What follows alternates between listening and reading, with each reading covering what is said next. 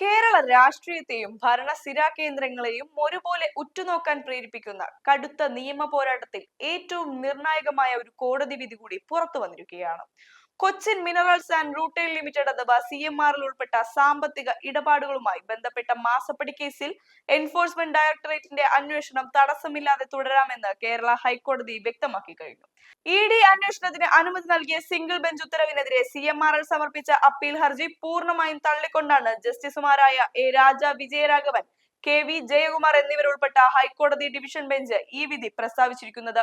Supreme കോടതിയെ സമീപിക്കാനായി 2 ആഴ്ചത്തെ സാവകാശം വേണമെന്ന് ഹർജിക്കാരുടെ അഭിഭാഷകൻ ആവശ്യപ്പെട്ടെങ്കിലും അതിനും കോടതി തയ്യാറായില്ല എന്നത് ഈ വിധിയുടെ ഗൗരവം വർദ്ധിപ്പിക്കുന്നു. ഈ നിയമ പോരാട്ടത്തിന്റെ ഘടനാപരവും സാങ്കേതികവുമായ വശങ്ങളിലേക്ക് കടക്കുമ്പോൾ കേന്ദ്ര അന്വേഷണ ഏജൻസികളുടെ അധികാര പരിധിയെ സംബന്ധിച്ച വലിയൊരു തർക്കത്തിനാണ് കോടതി ഇവിടെ വിരാമം വിട്ടിരിക്കുന്നത്. കള്ളപ്പണം വെളുപ്പിക്കലുമായി ബന്ധപ്പെട്ട് ECIR രജിസ്റ്റർ ചെയ്ത തെളിവ് ശേഖരണത്തിനായി നോട്ടീസ് അയക്കാൻ EDക്ക് അധികാരമുണ്ടോ എന്നതായിരുന്നു ഹർജിക്കാരുടെ പ്രധാന ചോദ്യം. ഷെഡ്യൂൾ കുറ്റകൃത്യങ്ങളെ കുറിച്ച് FIR രജിസ്റ്റർ ചെയ്യാതെ EDക്ക് നേരിട്ട് അന്വേഷണം നടത്താനാകുമോ എന്ന സാങ്കേതിക വാദമാണ് CMRൽ കോടതിയിൽ ഉയർത്തിയത്. എന്നാൽ സിവിൽ നടപടികളുമായി ബന്ധപ്പെട്ട് ECIR രജിസ്റ്റർ ചെയ്ത് അന്വേഷണം നടത്തുന്നതിൽ നിയമപരമായി യാതൊരു തെറ്റുമില്ലെന്ന EDയുടെ വാദം കോടതി പൂർണ്ണമായും അംഗീകരിക്കുകയായിരുന്നു. കള്ളപ്പണം വെളുപ്പിക്കൽ നിരോധന നിയമപ്രകാരം അന്വേഷണം മുന്നോട്ട് കൊണ്ടുപോകാൻ എൻഫോഴ്സ്മെന്റ് ഡയറക്ടറേറ്റിന് കൃത്യമായ അധികാരമുണ്ടെന്ന് അടിവരയിട്ട് വ്യക്തമാക്കിയാണ് സിംഗിൾ ബെഞ്ച് ഉത്തരവിൽ ഇടപെടാൻ കാരണങ്ങളൊന്നുമില്ലെന്ന് ഡിവിഷൻ ബെഞ്ച് നിരീക്ഷിച്ചത്. ഈ കോടതി വിധി സംസ്ഥാന ഭരണകൂടത്തിലും പൊതു രാഷ്ട്രീയ രംഗത്തും വലിയ രീതിയിലുള്ള സാമ്പത്തിക ഭരണപരമായ ആഘാതങ്ങൾ സൃഷ്ടിക്കുമെന്നതിൽ തർക്കമില്ല. നിയമപരമായ തടസ്സവാദങ്ങൾ നീങ്ങിയതോടെ കൊച്ചിയിലെ ED ഡയറക്ടർ രാഹുൽ നവീന്റെ നേതൃത്വത്തിൽ കേന്ദ്ര ഏജൻസികൾ അടുത്ത ഘട്ട നടപടികളിലേക്ക് കടക്കാനായി അടിയന്തര യോഗം ചേർന്നു കഴിഞ്ഞു.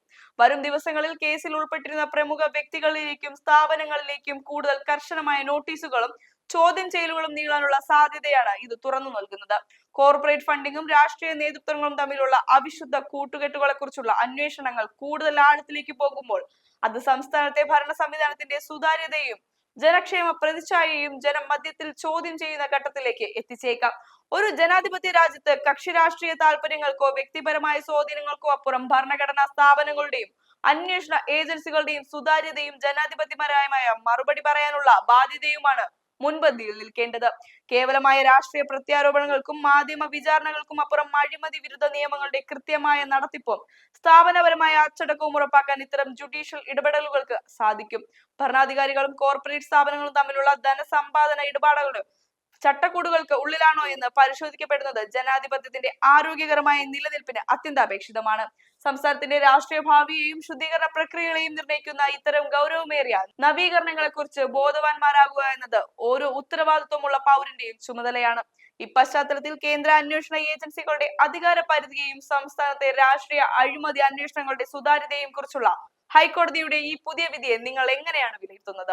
നിങ്ങളുടെ നിർണായകമായ അഭിപ്രായങ്ങൾ താഴെ കമന്റുകളിൽ രേഖപ്പെടുത്തുക.